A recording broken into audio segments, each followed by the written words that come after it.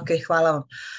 Evo sad ovako zvanično, dobar dan svima u ime Evropske ženske mreže protiv seksualnog nasilja. Ja sam veoma radosna i uzbuđena i ponosna što smo danas sve ovde zajedno. Ono što je, i zahvaljujem se svim učesnicama koje su se prijavile da danas slušaju našu Janetu Bos. Moram da kažem da smo se danas oko ove teme okupile, u stvari govorim samo o ženama i samo je jedan učesnik, to tako obično biva kad je ova tema. To su žene iz Slovenije, Albanije, Hrvatske, Irske, Kosova, Velike Britanije, Holandije i Srbije. To su, kažem, kolegnice koje su se prijavile i sa kojima ćemo danas da ovo što Janneta ima da nam kaže da zajedno radimo. Na početku ću da se i zahvalim i kolegnicama iz ženske sobe koje su zapravo time što su organizovale sve oko Zooma omogućile da se danas radi na ovaj način, kao i kolegnicama sa SOS Ljubljana koje su omogućile da naše drage Radmila i Ana rade prevod. I naravno zahvaljujem se svim učesnicama, pogotovo Janneti i Alice koje će danas da nam predstave temu. Neću reći kako se zove, one će u kratkom predstavljanju to, ali to je jedno, kako mi kažemo, topik tema u terapiji sa ženama koje su preživele seksualno nasilje. Možda na početku samo da kažem i par tih tehničkih, mada će se time baviti Kiki. Jako je dobro da svi mikrofoni budu isključeni, da bi lakše mogli da radimo. Razmišljale smo i dogovorile se da pitanja, ako postoje, da bi bilo najbolje da idu kroz chat posle prezentacije, odnosno radionice. I naravno, ako ima bilo ko od vas potrebu da nešto pita tokom same radionice, to je sasvim dozvoljeno. Ja ću se baviti pitanjima koje postavljate na srpskom, kome je lakše ili ko hoće na engleskom, time će se baviti Janneta i Alice i to je nešto sada što mi u ovom momentu pada na pamet što se tiče nekih tehničkih pitanja. Verujem da sve imate pored sebe neki papir i olovku što bi nešto zapisali, što je i potrebno, jer koliko znam, Janneta i Alice će nas u nekim momentima davati neke zadatke da nešto crtamo i radimo, tako da imamo to pored sebe. Evo, to je znači nešto što sam ja htela na početku da vam kažem i sada sve predajem u ruke Janneti i Alice. Dobrodošli, izvolite. Thank you so much for the invitation to speak today about a topic that's very close to my heart. So thank you for the European Women's Network Against Sexual Violence, because I think the whole name could be pronounced. And at first I want to ask my colleague, Alice de Bree, to introduce herself shortly, and then I will follow her. Hi, everyone.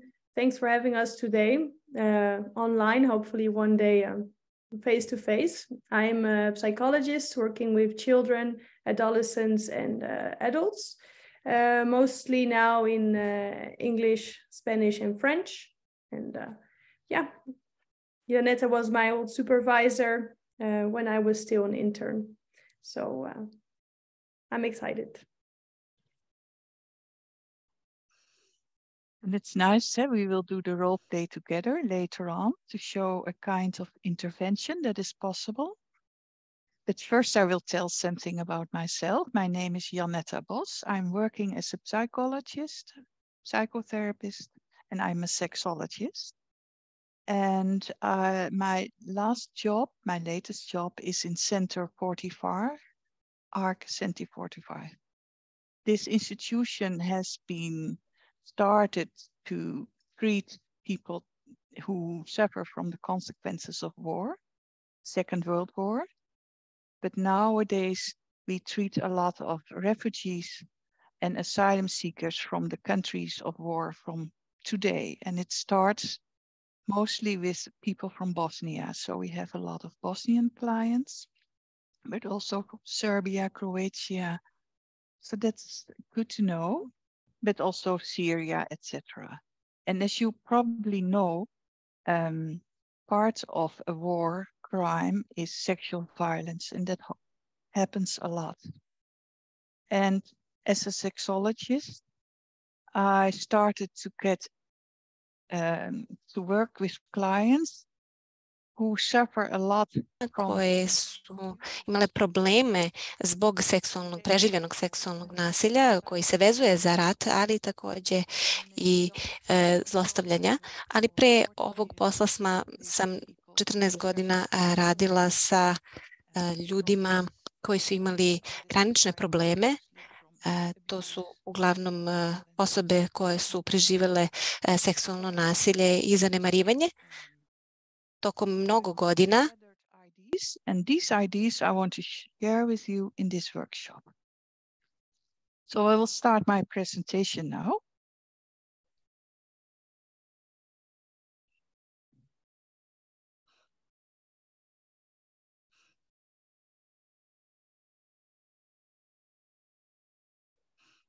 And I will start it up in the presentation mode. Here it is.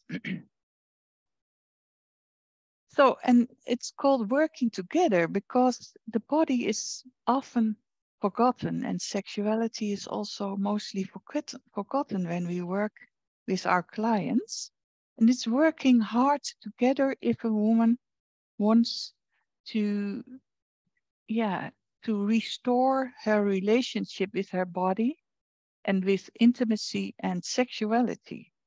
Of course, she has the choice if she wants to do this, yes or no. And what will we do today? First, it will be shortly about how to talk about sexuality. Then there will be a short introduction about this topic. We will show an example of a possible intervention in a role play, and I will share as much ideas as possible which I gathered in my practice. So how to talk about sex? Because I must say, mostly therapists are avoiding the topic. Probably because you think, I don't know what to do. If someone tells me about problems. But I must say, if you are the one who tries to avoid her own avoidance and try to talk with your clients, most clients are very glad that you open the topic. And they are very willing mostly to talk about it. As I told before, I also work with, for instance, men from Syria. And probably you should think, because they can also face sexual violence in prison or whatever. Maybe you think it's not possible to talk about this topic with a man and even from an Arabic background. But my experience is it is possible.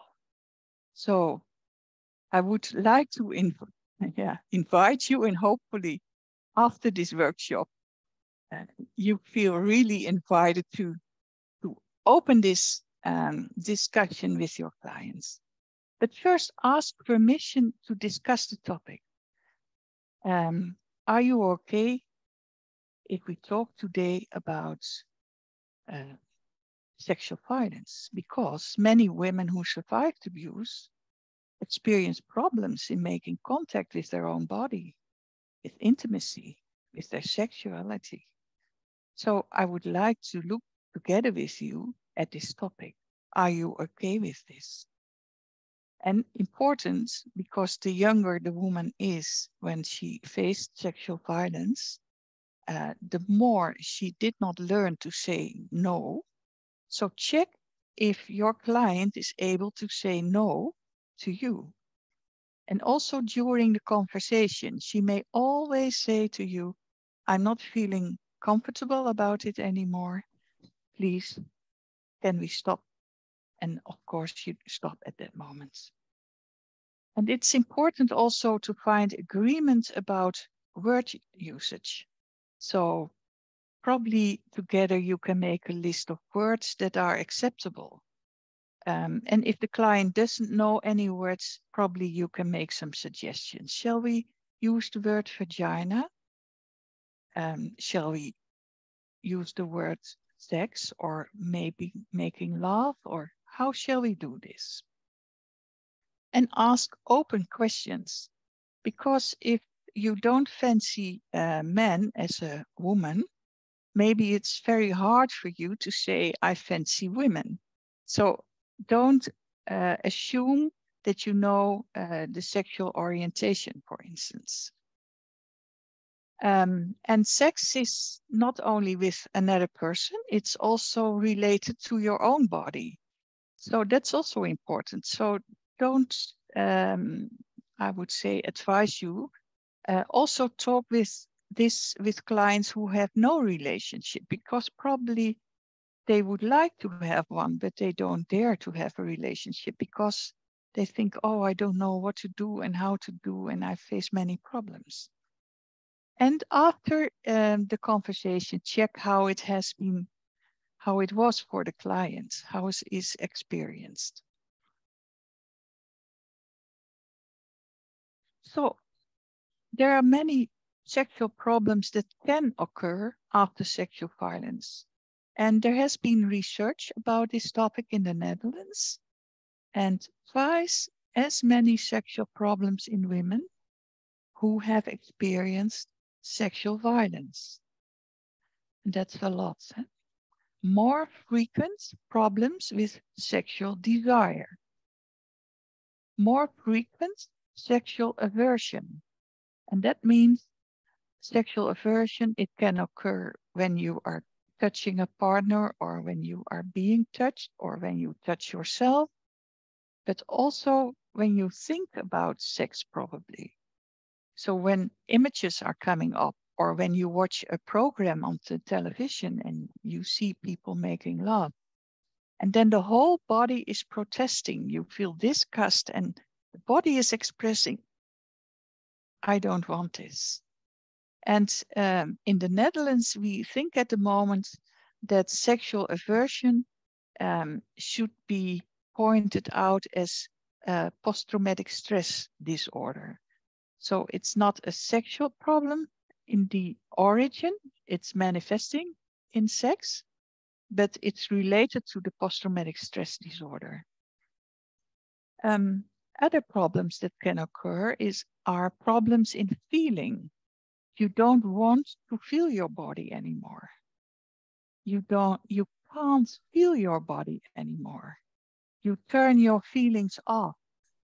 Or dissociation. You don't feel at all your body. You don't feel parts of your body. And it can be for long periods of time. You don't make contact with your legs, for instance. They always feel cold. Or dissociation can be about making contact with your body, with your feelings about your body, with persons who you touch or who touch you. More problems that can occur, there are more frequent sexual arousal problems. There are more frequent orgasm problems. There's more frequent pain during intercourse or on entering the vagina. There's less satisfaction. There's a negative experience of sex and or of your own body. And also, maybe you recognize this, an increased, can be a high-risk sexual behavior, and consequently an increased risk of experiencing sexual violence again. And why is this? Because you did not learn to say no. And the younger you were when you experienced the sexual violence, the harder it is, because all your borders have been crossed. You have not learned that your body belongs to you. You can freeze, and you don't choose. Freezing is a way of coping with sexual violence. You don't choose how you survive sexual violence. Probably you can defend yourself, but probably your body freezes. And when somebody in the next time is approaching you, your body can freeze again. So you're not able to move. Another reason can be that you think of yourself as worthless and being depressed due to the trauma and therefore losing interest in sex, both in making love to oneself and in making love to someone else. But the research also turned out that sexual problems mainly occur in people who have post-traumatic stress disorder. And why is this? Physical sexual contact activates the traumatic memory. And this is what I always explain to my clients. It's important that they understand why they have sexual problems. The body keeps the memory, the body keeps the score. Physical contact activates the anxiety, the aversion, the disgust. Then about treatment. Treatment is primarily a trauma-oriented therapy for sexual problems occurring as a result of sexual violence. And there has been done research about this by Paula Schnoor, and it shows out that when the post-traumatic stress disorder decreases, sexual problems also decrease. So that's a very okay kind of message, but it's not the whole message. And now we will come to another topic about this. And I don't know if you know her. Do you know Eva Bijanic? She's famous in Holland, and she also attended the conference in Belgrade. Eva investigated whether young female adults have sexual problems after a single sexual abuse and after an evidence-based trauma treatment. And evidence-based means that there has been research what kind of treatment is really helpful when people suffered from post-traumatic stress disorder. And there are guidelines, yes, that is of help for the client and for the therapist. So for instance, in Holland, EMDR is mentioned, imagery rescripting. If I use words that are not common, not known, please tell me. But at least all trauma treatments have in essence the same common factor, and that is that you have to talk about what happened and probably make use of creative therapy or other means, but you have to go to the experiences themselves. But again, I will return to the research by Eva Bijanic. On average, the rape was almost 4.5 years ago, and on average, 3 years has elapsed after trauma treatment. And it was quite a large group, 114 people, women, and the outcome. Pain during intercourse and difficulty getting aroused occurred in 44% in the survivors group, compared to almost 20% in the control group. I must say, 20% is also a high number of women. But in the survivors group, it's far higher. Even after psychotrauma treatments, there is more than twice as much chance of sexual problems compared to women who have not experienced a sexual assault. And men, notice this was only after a one-time assault as a young adolescent. Compared to the control group, pelvic floor problems occurred in 20% of the women. And I will tell a lot more about pelvic floor problems. So for the moment, I leave this term here, but I will explain what it means. Women who survived rape are almost 3 times more likely to have pelvic floor problems than women who have not experienced sexual assault. And the conclusion about the research of Eva is, after treatment, attention is often needed to restore intimacy and sexuality. If the woman wants, I say, and I make it very clear because it's an option. You're not, it's not something you should do. But if there is a wish to work on it, yes. But now my message comes, because I did a lot of trauma work and I found out that I don't need to wait till after trauma treatment to pay attention to this topic. And why is this? Because I want to prevent or understand when it's going on about re-traumatization in her relationship. Probably there's still something going on that she can't say no, and that is still happening in her life.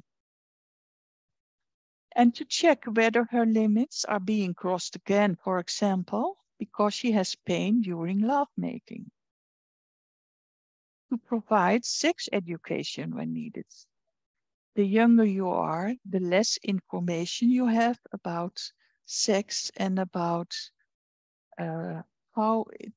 what is possible, what not, how to do it. A lot of information is needed about healthy sex, let's say that. I promised that I would explain more about the pelvic floor. It's a kind of a hammock of muscles that support the organs contained in the pelvis. So the bladder, uterus, the small intestine, the last part of the large intestine, and women have 3 openings in the middle: the vagina, the urethra, and the anus. And post-traumatic stress disorder can manifest itself in the form of an overactive pelvic floor. And how does that work? The body can be tense, so the whole body can be tense. And then you automatically also tense the muscles of the pelvic floor. But you can tell by the shoulders whether the woman has tightened her pelvic floor. And now I would like to ask you all to tighten the muscles of your shoulders and see if you can feel at this moment your pelvic floor muscle. Because if you tighten your shoulders, you also tighten this muscle. So only by looking to your client, you can see if she is stressed, if she stresses her body all the time or not.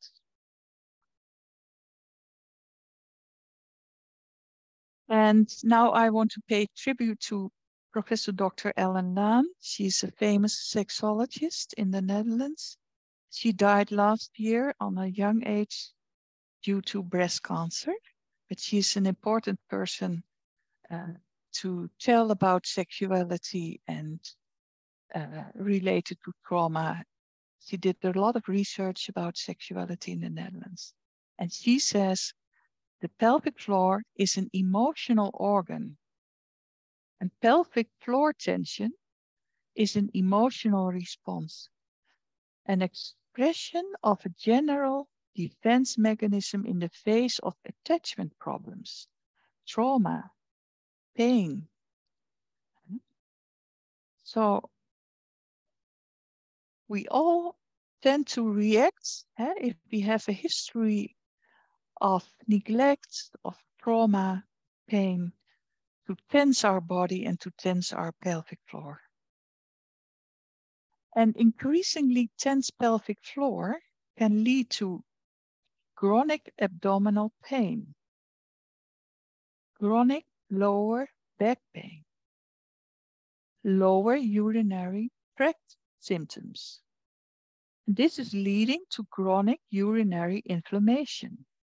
Because urination is not completed, urine remains in the bladder, resulting in an increased risk of infection.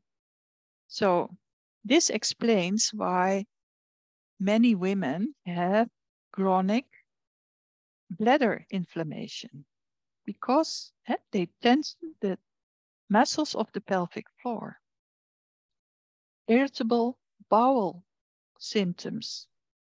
So that means stool and intestinal complaints, diarrhea, constipation, or both, then diarrhea, and then you don't have a stool anymore. And of course, because the muscles are also around the vagina, pain during intercourse, during entering the vagina. So that's also possible because you want to use your tampons. Don't know, do you call it like that? I think so. OB? Yeah. So, yeah, thank you.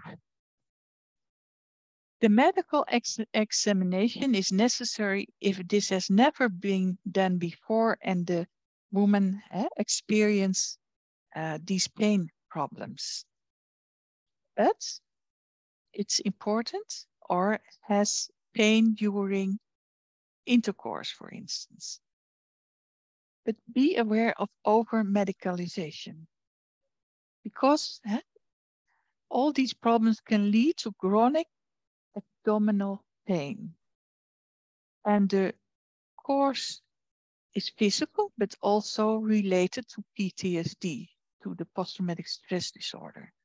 And lack of understanding of the role of trauma in the past in the Netherlands resulted in many women there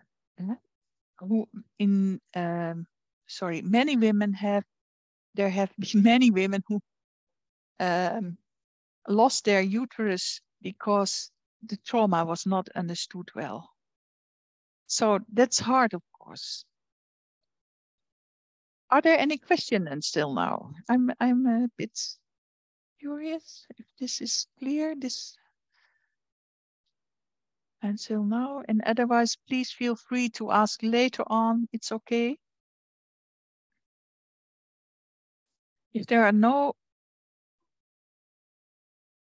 I don't see you shaking. Alice, it's okay. Diana, yeah, okay. Then we will go to.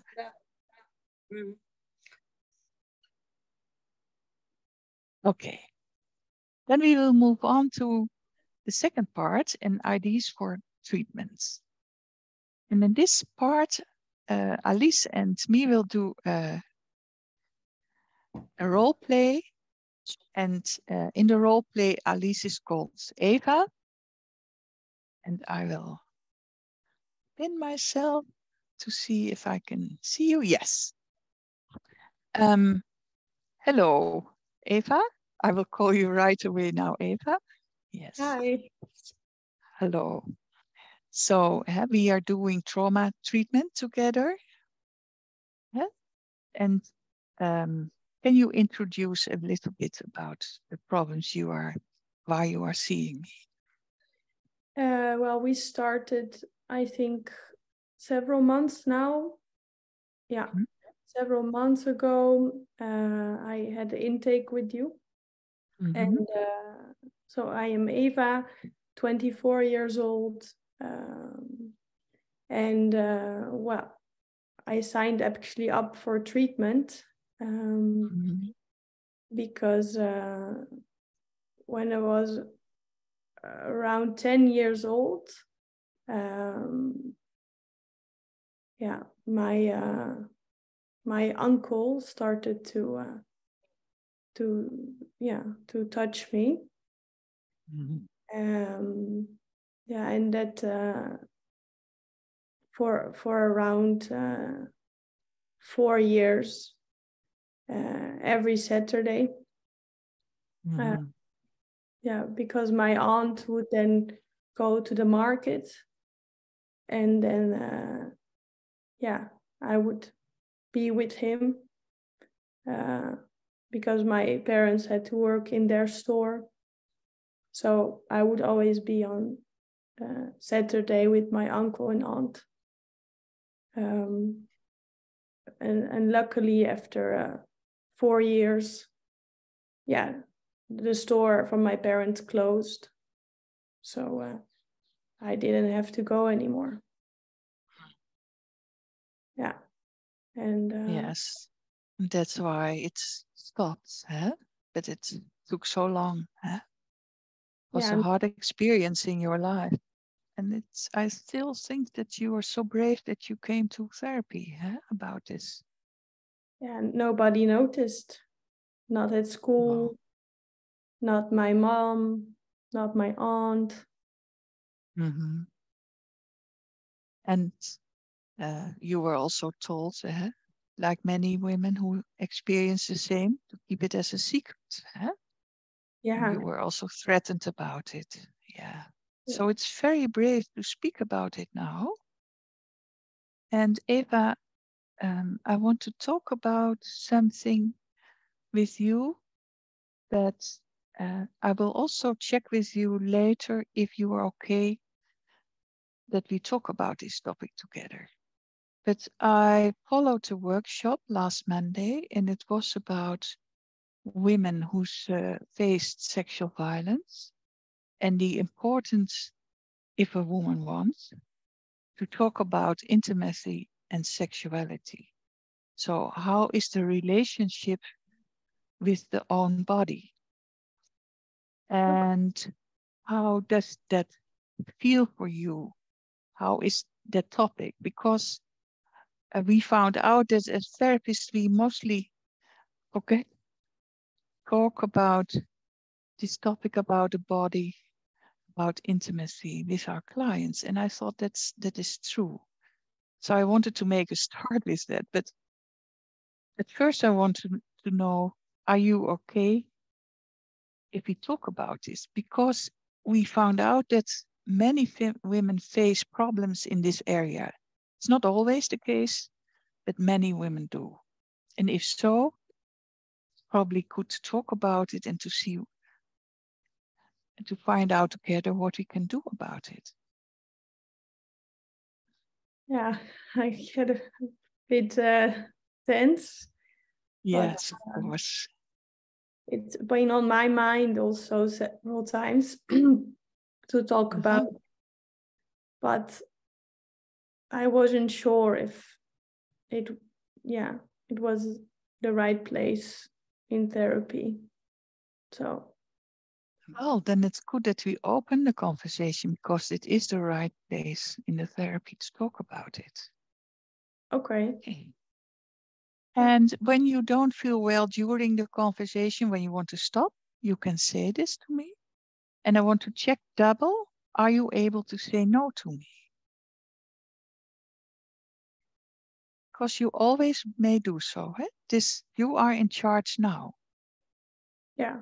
When all these things happen to you, you are not in charge. But at this moment, you are in charge of the conversation. You may feel, probably also in your body, when it doesn't feel okay anymore. Yeah. Well, I mean, the most difficult happened already, I think, and I want to give it a try. Yeah. I can't promise I will go to the end, but I want. No, there's no obligation to go to the end. Yeah. Just see if you feel well about it. Huh? Yeah. Good that you give it a try. And what kind of words shall we use together? Are there any words you use yourself? Because then we can use the same words. Well, when I talk about with somebody else, I would say sex. Mm-hmm. Sex, okay, yeah. And about myself, I would say, yeah, touching myself. Touching myself, okay. And are words like vagina okay for you? Yeah. Yeah? Yeah. Okay. If we see that we need other words, we can always find out what words are really comfortable for you to use. Yeah. Right. So, what I would like to ask you is to make a drawing of your body. And you are not Rembrandt, we know. So just a drawing of yourself, and you may choose how you will draw yourself. With clothes on or without, with breast and with vagina or without. You choose yourself what's comfortable for you.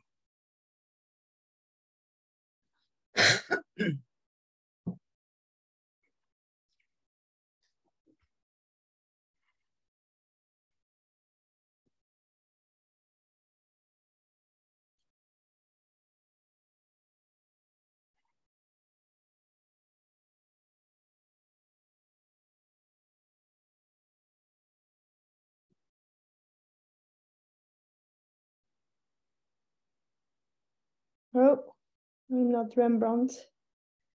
No, that's okay. Can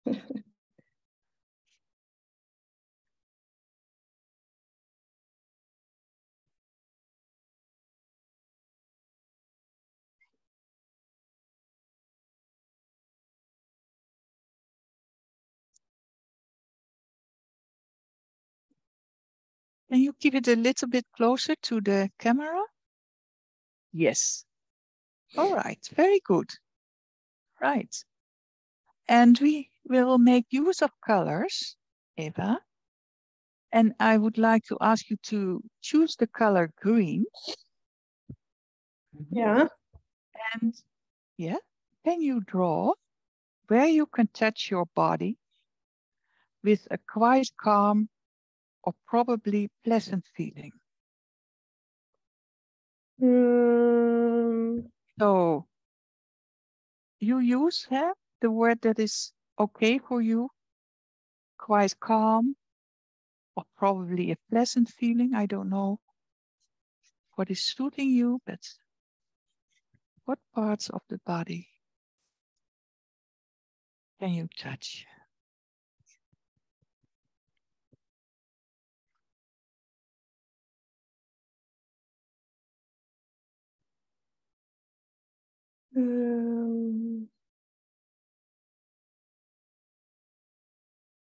All is okay.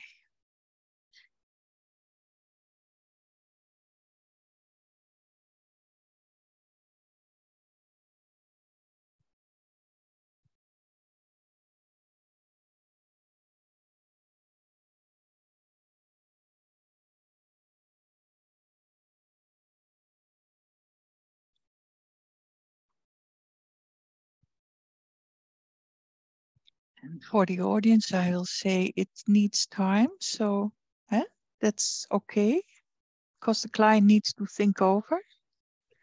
Right. Yeah, very clear.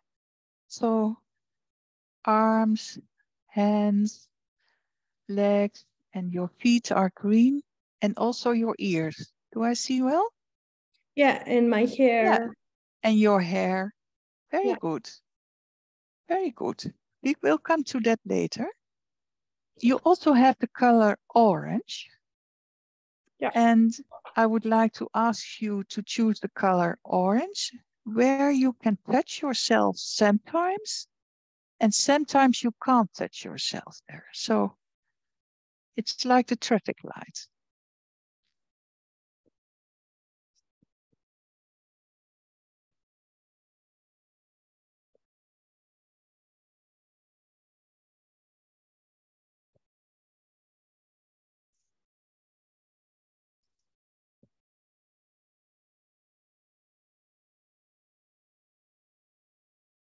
Right. And can you tell me a little bit about the circumstances where you can touch yourself and when it's not possible to touch yourself? Can you tell a little bit about it?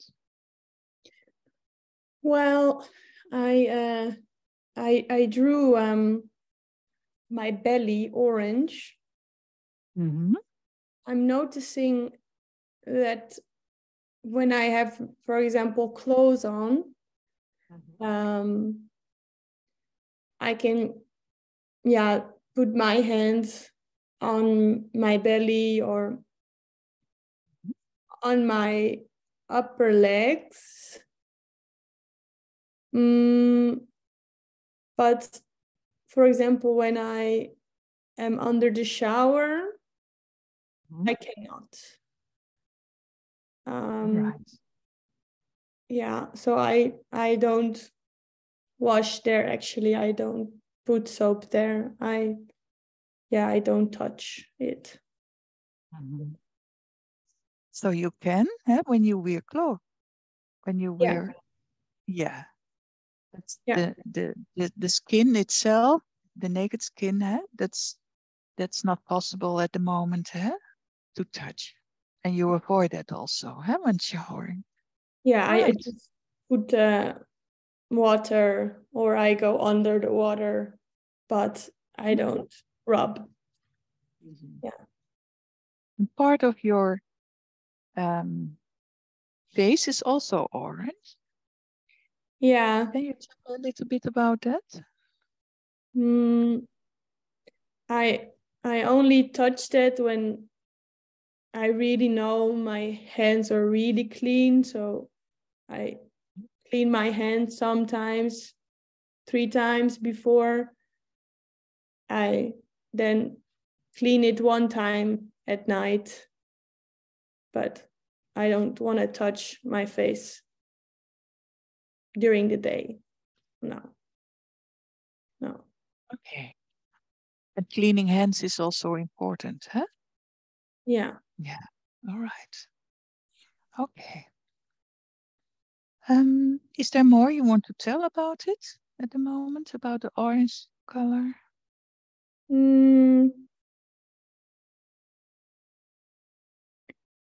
I prefer always wearing clothes that cover my shoulders. Yeah. Is it also recognizable for you that it's more easy for you when it's winter than when it's summer? Yeah, definitely. I find it horrible when it gets hot, because then we have to wear like shirts and skirts, and my friends, they want to go, for example, to the pool, and then I have to say I'm not coming, and yeah. These are hard times, eh? Yeah. Okay. Yeah. Good to know. Yeah. And you also have the, is there more? Sorry, you want to say? I don't want to interrupt you. That was okay. Then you also have the color red, and that means I can't touch it for now. I can't touch it at all.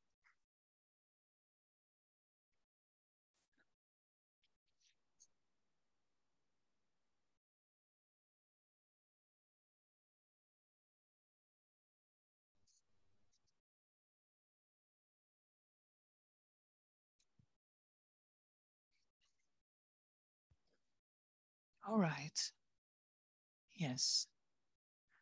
Will you tell more about it? Well, my chest and my breasts, I hate it. I cannot touch it. It makes me disgusted, and my vagina, I tried to touch it once, but it only gave me memories of before, and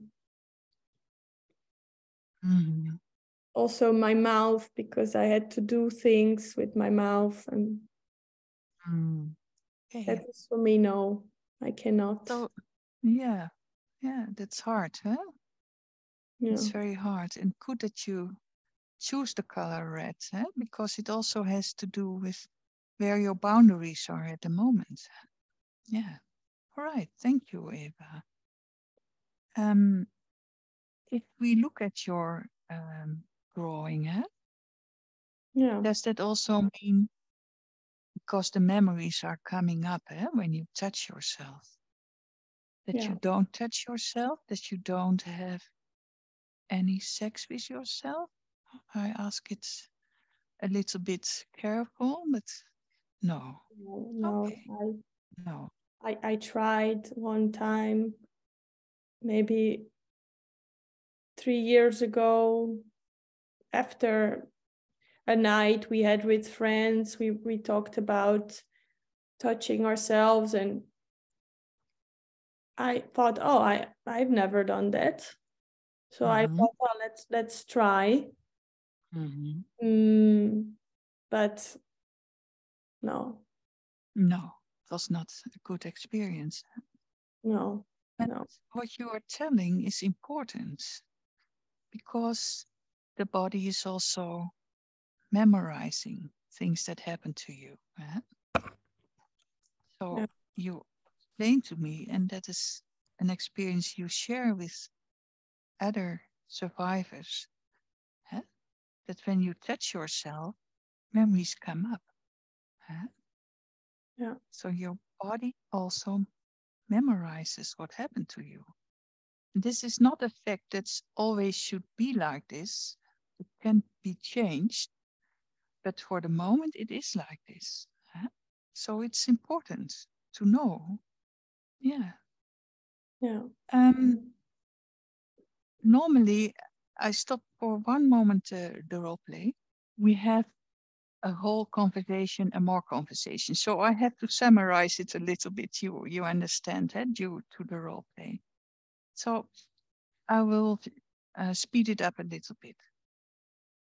Eva, can you tell me, what do you like to do with your body? Do you do sports, for instance? Do you have a pet? Or how do you like to use your body? Well, I have a cat, and I like having him near me.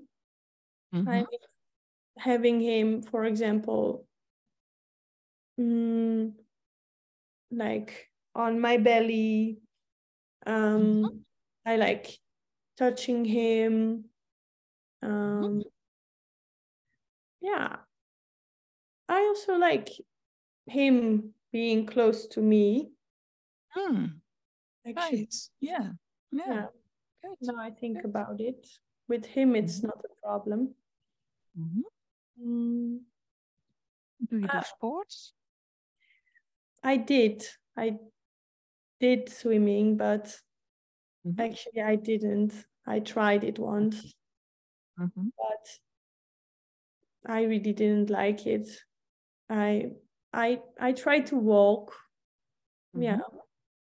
but in general I don't, because during sports I don't sport. Because in all sports you need to wear very few clothes, except ice hockey. But that's true. Yeah. No, but I would like to do sports, but it's also you have to touch each other in the sports, like So you don't do that too. Okay. But with my no cousins, we do play with the girls.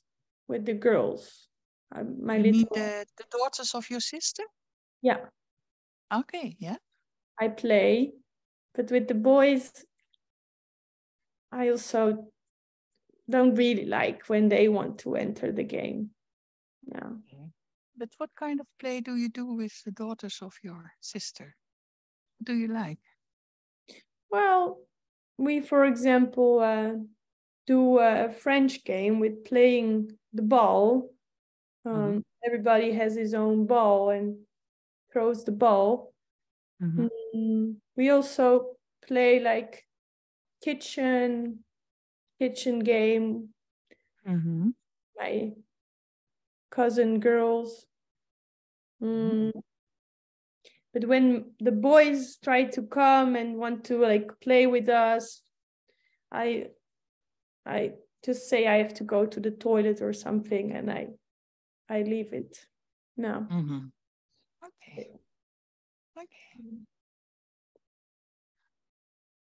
I will speed up again. Sorry for that, but this is the role play. Is there anything that you have as a wish that you would like to try a little bit?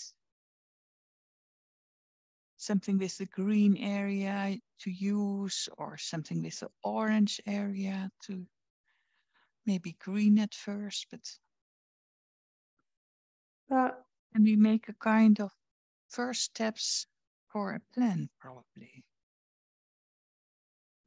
I would be okay trying to washing a bit my belly with soap under the shower. Okay. Or my upper legs. Okay. Yes. My breast is too far. I will start first. Yeah, but the breast is also red, so don't start with red, I would say.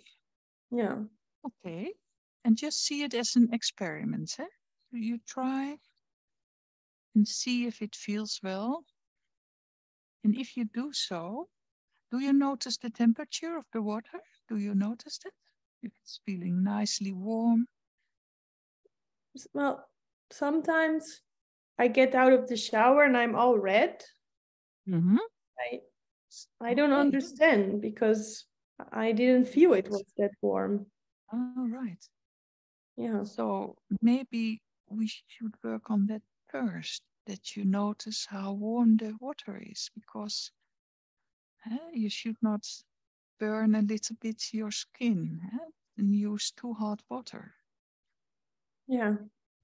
So what do you think then? I think together with you, so you are in charge to feel at first a towel on your body, and maybe not on the red parts, just to make contact with the towel and your skin. Yeah. See how it feels. Yeah, because now I actually just wait until I'm dry. I don't dry my belly actually. Okay. So maybe first use the towel on the green parts and try to feel the contact with the towel and notice how it feels. Yeah. Okay. Do that first with the green parts. Yeah. And after that, you can try it probably with the orange, but just see how it feels. And don't make any judgment about it. It's wrong or it's all okay. It's a kind of experiment, okay? Okay. Okay. Yeah. Eva, for now, I want to finish the talk about it. Thank you so much for your contribution in it. How was it for you to do this together? Not as bad as I expected, I would say. Okay. I was really worried what you were going to ask and what you were going to do. But now we did it, I feel a bit more relieved. Okay, good. All right. Thank you so much. I'm happy that you feel relieved. And we will come next session. We will see how it was going. Thank you so much. Thank you. Okay. Alice, you are out of the role play now. You're not Eve anymore. Okay, just maybe make a little bit of a movement. Thank you for doing so. Yeah. And I will continue the presentation.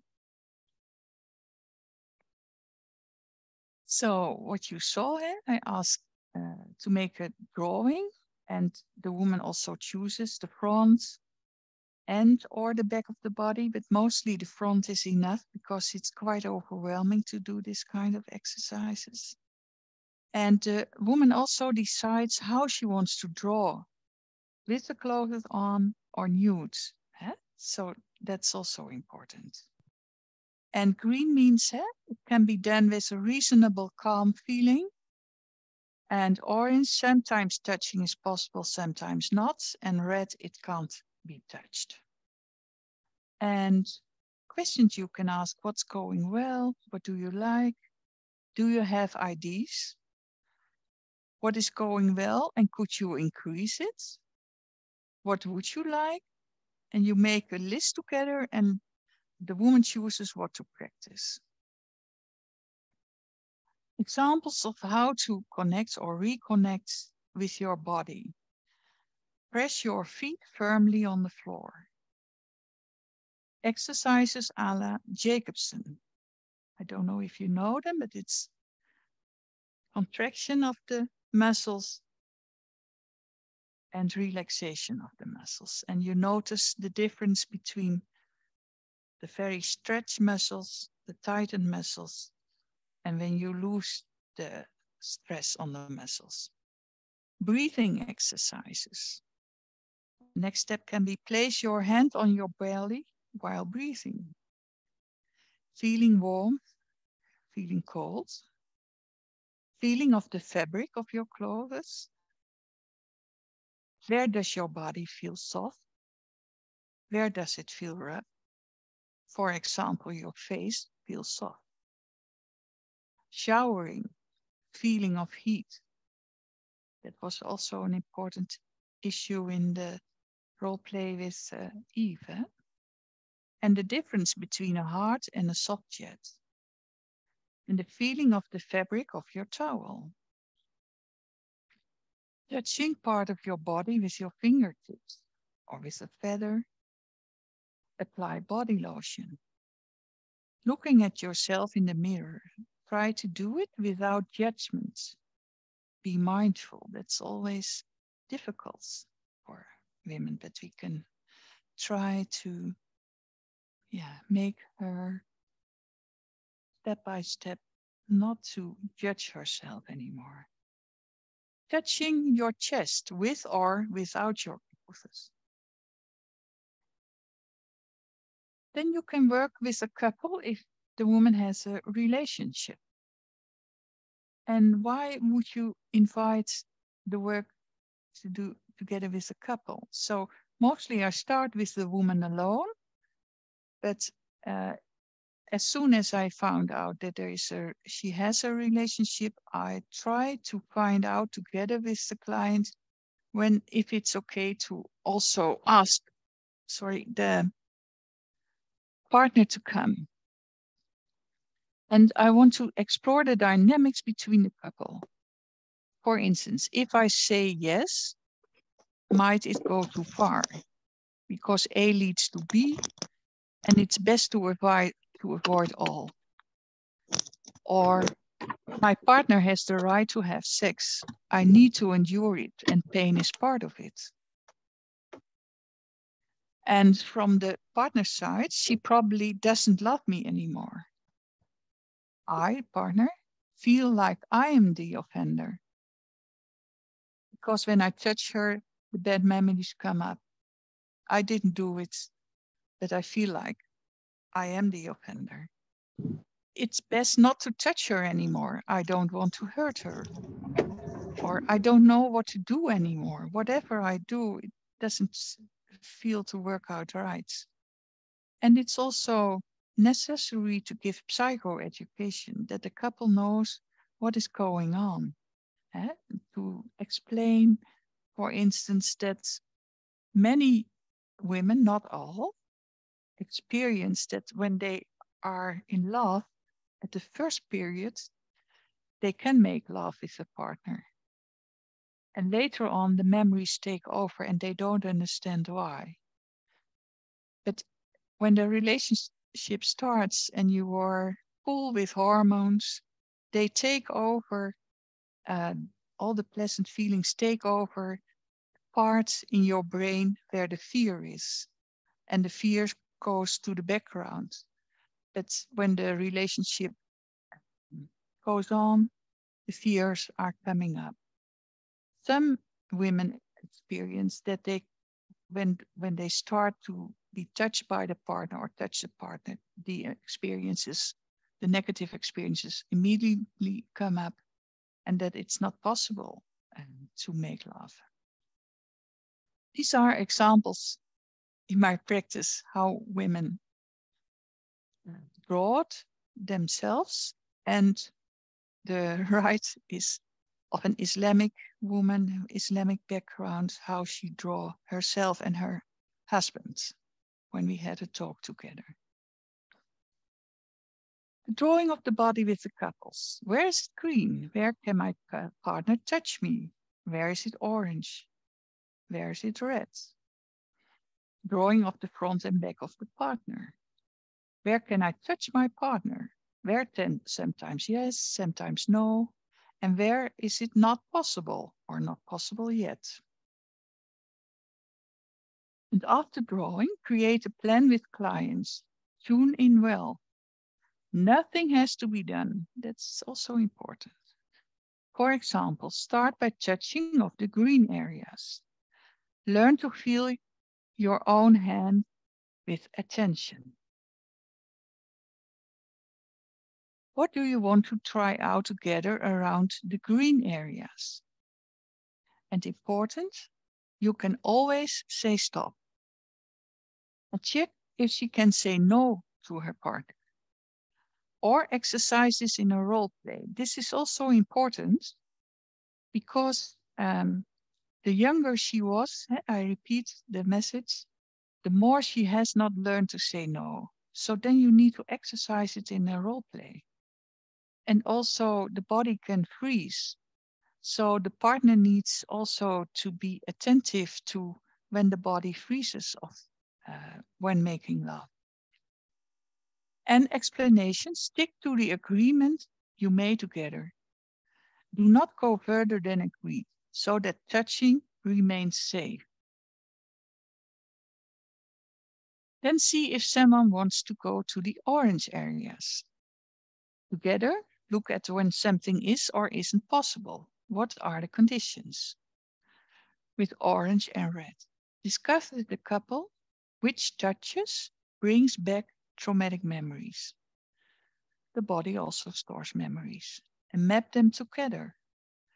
Can they be avoided? Examples of dealing with triggers. Don't touch unexpectedly or from behind when someone cannot see you coming. Many memories are experienced through the senses. For example, smell can evoke aversion. Does the partner smell nice? Or when the perpetrator always used perfumes or aftershave, maybe it's necessary that the partner does not use that. And this way you can check different bad memory evoking situations via the senses. For example, maybe making love with your eyes open would help, so you can see your current partner with your partner's voice or not. If the abuse took place in bed, maybe you can make love in another place in the house. determine which sexual acts are not possible. And examples of connecting together. Our largest sexual organ is our skin. Where would you like to be touched again? For example, holding hands, caressing faces, sitting together on the couch again, caressing through the hair, drying each other off, rubbing lotion, massaging feet, lying spoonful. And then you can ask, what could be the next step? And if it doesn't feel comfortable anymore, how could you make that known? You can make a sign and say, it's red now, or I don't know. Or you can probably touch the hand of your partner and place it on another, replace it, so that it's not lying anymore on your breast, but somewhere else on your body. It's things like that. And I like this photograph, I must say. The hardest part of any journey is taking that first step. We're almost on the end of the presentation. I don't know if you know this kind of images, but I visited Japan. And in Japan, there is, I would say, a nature religion. And they pay respect to the earth. So, for instance, a bowl has been made of clay. Clay comes out of the earth. So whenever there comes cracks in the bowl, you don't throw it away, but you repair it. And the crack lines, they are even emphasized with gold. So you can see the lines where it had been cracked, but it's even more beautiful. This statue has been made by an American sculpturist. I thought it is in Chicago, and it also speaks for herself. And I want to say thanks to all my clients and colleagues from whom I have learned so much. I want to say thank you to your attention and good luck with your journey. And probably there are more questions. And I stop share now.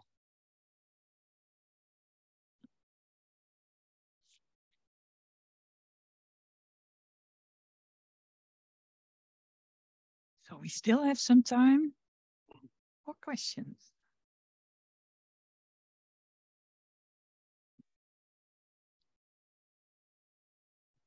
Can I ask a question? What were the main differences between the men and women in the challenges they brought? In what way do you mean? How their problems manifested? And you mean if men are facing sexual abuse? Do you mean that? Yes. Oh, very good. Mm-hmm. That's mostly part of my presentation too, but I skipped it because I thought it's the European Women's Network. Yeah, no. But thank you for your question. Yes, because it's important. That. Yes. Mm-hmm. Men also face, of course, sexual problems. And it can be problems in not feeling the body anymore. So the same like women. It can be problems in sexual desire. You don't have the desire to make love with yourself or with your partner. Erection problems and orgasm problems. Pain. So also men have pelvic floor muscles. And if they tighten them a lot, you see also the physical symptoms, but also, let's say, we could call that blue balls. So there's pain around the genitals. And that also has to do with strengthening of these muscles. Yeah, so, and the physical manifestations can be the same as the women have. But yes, and there can be, because in the war, mostly the sexual violence has been done by other men. So there can also be a lot of questions about, am I homosexual? Yes, yes. Why is the man attracted to me? Why did it happen to me? And this is a topic I always address. And I always address with women and with men the fact that during the sexual violence, the man gets an erection. That's not because he wants what happens and out of desire, but it's a physical reaction. We also know that when men are just before they are executed, let's say that, they get an erection out of fear. And so the body responds, but it has not to do with how your mind is responding on this. And with the women, I always explain that the vagina probably got wet during the sexual violence. Yes. But this is also a body reaction to protect your body because of the physical damage that can be done. So all these kind of topics I try to talk about, but thank you so much. Yes, thank you.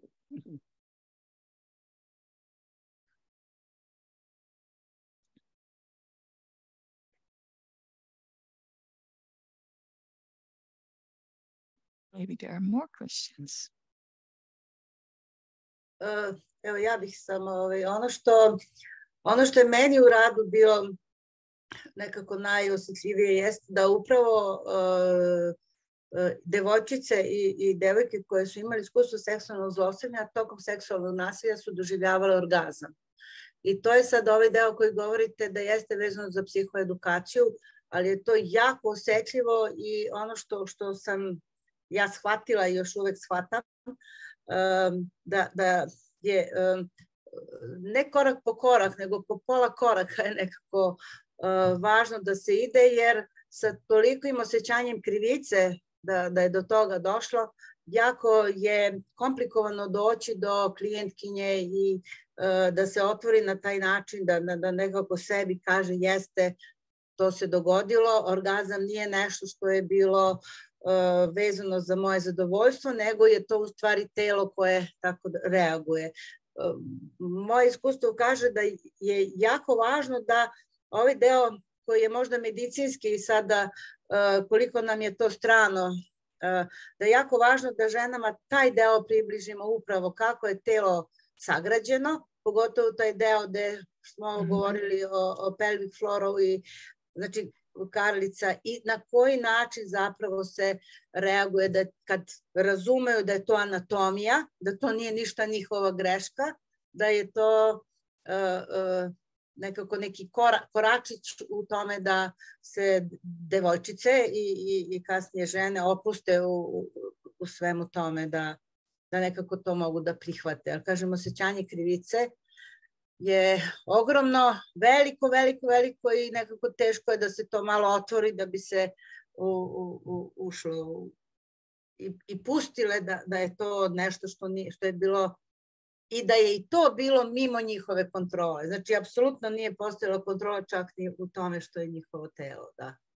To mi je jako važno što sam sad isto čula od vas. Za neku proveru i za razvoj. Da.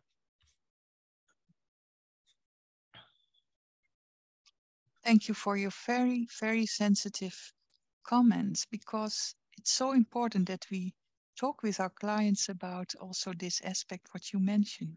The body is reacting. And to add to this, there has been a research been done in Amsterdam by Ellen Laan. I mentioned her name. And it was in a lab.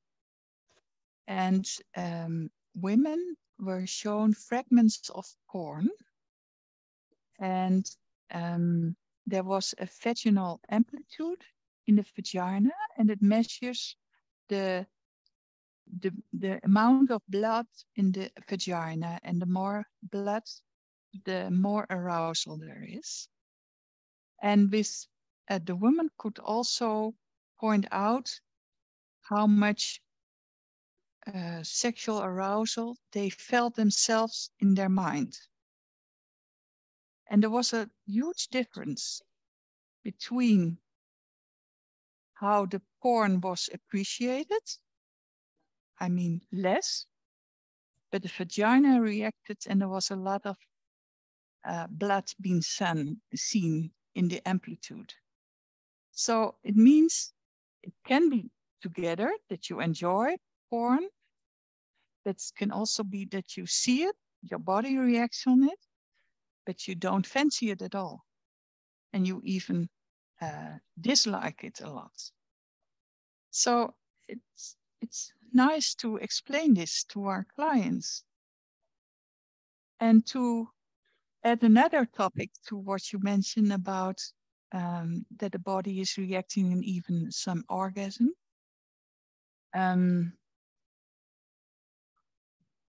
After sexual violence, especially when these are the first experience you had in your life and these were negative, it can be that your sexual fantasies are also violence related and negative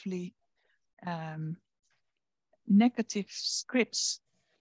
And that's so confusing because it's something that you don't like, that it happened to you, but at the moment that sexual fantasies take over, they are negatively noted. And it's important to explain that this is also part of the scripts that has been formed in your life. And later on, you can add probably other experiences to these scripts. But this is a script that is part of what happened to you. Da, ono što je za naše, nekako podneblje, ja sad govorim za Srbiju, to je puno mojih kolegnica, mislim, moje iskustvo jeste da je žene veoma često sramota da o tome govore. Znači, jednostavno ne mogu takve stvari koje govorite sada posle o fantazijama koje su vezane za nasilje, da to vide kao neku svoju sramotu ili kao neki, pogotovo ako su u terapiji, kao kako ja sad idem na terapiju, a razmišljam o takvim stvarima. I ovo što vi kažete, u principu nije jednostavno ni da mi terapeutkinje otvaramo ta pitanja, to i za nas nekada bude na koji način da to otvorimo. I sad razmišljam naravno da je najjednostavnije da se pozovemo na edukaciju, kako da kažem, zato što je jako važno da objasniti kako telo reaguje, šta je moguće, da to nije njena greška, da se to dešava, ali kažem, to su jako osetljive teme. Ono što razmišljam, moje pitanje, a to možda sad, pošto je vrlo osetljivo, i ne mislim da sad možete da mi kažete to se radi posle 3. ili 4. puta, ali šta vaše iskustvo kaže, u kom momentu možete evo takve teme da otvorite sa klijentkinjom, da o tim stvarima otvoreno razgovarate ili da o tim stvarima mnoge stvari moraju da dođu od nas, kao kad deca ne mogu da nađu prave reči, onda mi im kažemo. Šta je vaše iskustvo? Kad bi možda bio moment gde možemo da otvorimo tu temu na takav način? Well, thank you also for this question. It's an important question. I think most of us therapists think it's difficult to open the discussion about this topic at first. And I remember the first time I had a client and she was so courageous to speak about her sexual experiences with me. I was younger and I blushed a lot and I felt so uncomfortable. But at that moment, I thought it's so important. I have to put aside my own reactions and I must concentrate on what she is saying. It's not about me, but it's about her. So that was helpful at first. And sometimes these kind of questions can be raised quite early in therapy. And if the at the moment the client is not ready yet to open up about it, she knows that you are able to talk about this, because indeed you understood well the first step needs to confront ourselves with our own boundaries and probably try in a role play with our colleagues at first how to use words and try it and exercise it a little bit, and then you do it with your clients. But some clients are so happy, even happy, I would say, that you open up this talk quite at the start of your therapy, maybe the 3rd, 4th, 5th, 5th session, because there are so many feelings that are connected to this shame, the guilt. And you want to help. We want to help our clients with these feelings of shame and of guilt. There's so much relief. But I sometimes ask these questions like, I heard that many women who faced sexual violence, who survived it, have questions about how their body reacted during the sexual violence. They experienced, for instance, that the vagina was wet and that they were so confused about it. What happens? Are you okay if I ask you, is that also the case with you? Because I want to explain to you why this happens. Things like this. Huh? So I mostly start with telling a little bit about common experiences in other people. And that is mostly helpful. Also with a man from Syria, I say, many men in prison experience sexual violence. And it's so hard to talk for them about it. But I want you to know that you can do so with me. Because I don't want you to be alone with it anymore. But it's up to you. If you want to talk about it, yes or no. So, yeah. Okay. Hvala. I'm okay asking a question.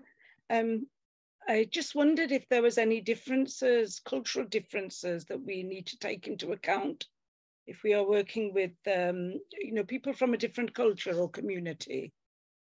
Mm-hmm. You see, if there's language barriers, my guess is you would need an interpreter. I know therapeutic interventions are very difficult if there's a third person present.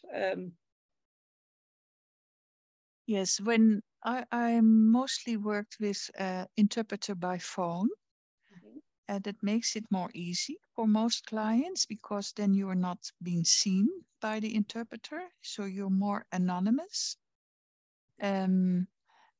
The interpreter mostly knows how to translate terms in the language, but we can also talk about it. But culture is something that's so big. There's a lot of difference, for instance, also in Holland, if a person comes from the city or from a more rural area. So I would say your client is an expert in his or her own culture. And I always say, if I make a mistake, please tell me, because I don't want it. You know more than I. So if I use words that are not comfortable for you, please tell me. So I was, for instance, told I also work abroad for Doctors Without Borders in areas of war and armed conflict. And I worked in Kashmir and in the very Islamic part. And I was asked to raise also the very sensitive taboo subjects. And the interpreter told me, you may not say the word vagina, but you say female part. Okay, then I use female part. That's okay for me. Thank you. Thank you.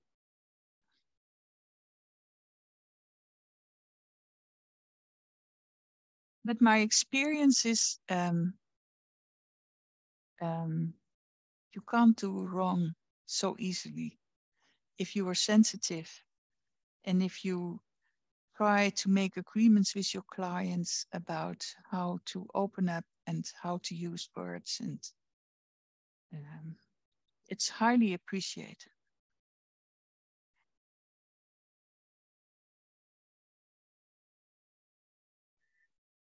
Evo, ja bih htjela samo da podelim jedno kratko iskustvo.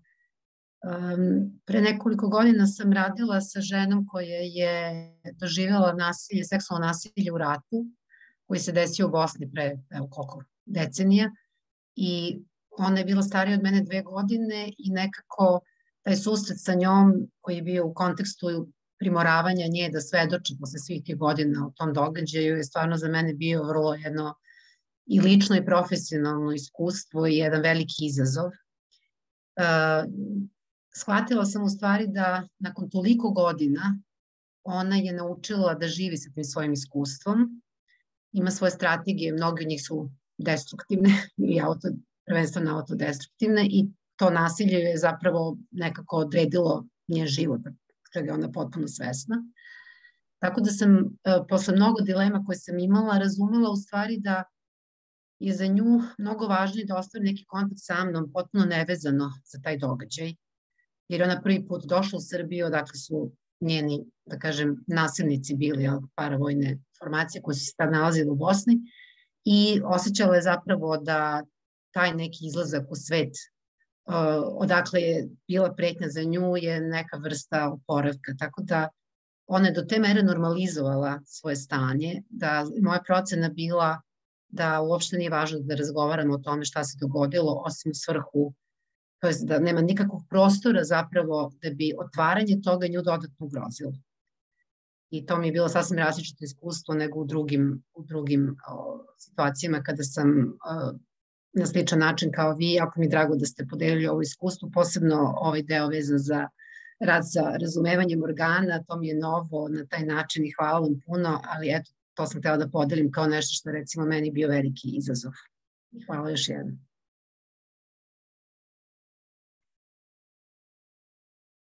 Thank you for sharing your very sensitive experience with your clients. That you also found out how she coped with it, how she learned to live with this. That's also so nice with the photograph I showed you, with the kinsukuroi, with the cracks that are still there, but it's even more beautiful because we learned probably also from this. Maybe we didn't want to learn it in this way, but we learned from it.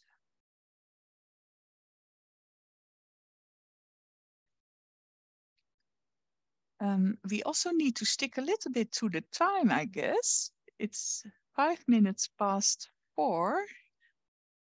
Are you okay if I hand over to you again?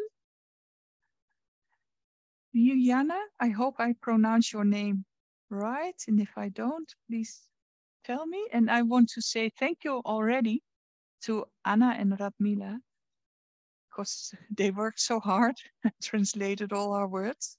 Thank you so much. So I give the floor to you again. Da, ja sam čekala da se završi pitanja. Pratim na chatu, znači šta je bilo. Evo ja da se zahvalim, Janneta, pre svega vama i Alice na predavanju i na novom viđenju nekih stvari. Pogotovo jeste bitan ovaj deo koji je vezan za ženske unutrašnje organe, da tako kažem, i kako telo reaguje. Na to što jeste jako bitno i što je bitno za klijentkinje da taj deo spoznaju i da se ne plaše, jer jako često se plaše nekih stvari koje ne znaju. Kad im na neki način, ajde da kažem i objasnim, ali kad im se da slika, pa i slika koju ste vi nama ponudili, to opet nekako se dobro desi da shvate da nisu jedine i da to nije samo njihov neki problem i da nije samo kod njih to šta se dešava. Tako da hvala naravno i svim učesnicama, kolegnicama i prijateljicama, jer sve ovo što radimo uvek postanemo i prijateljice na kraju krajeva. I eto, mislim da smo provele dobro ovo vreme i kažem, bila sam na početku uzbuđena jako i kako je vreme prolazilo, rekla sam sebi, ok, to je to, ide sve kako treba i dobro se i završilo, nadam se.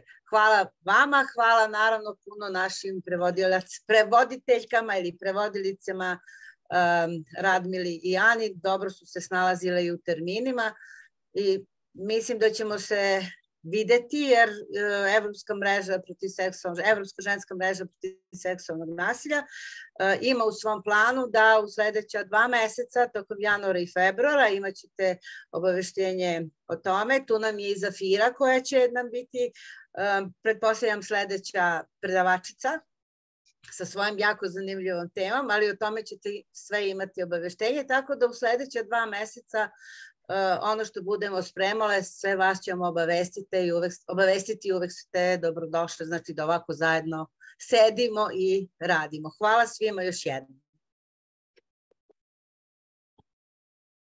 Hvala. Prijetno.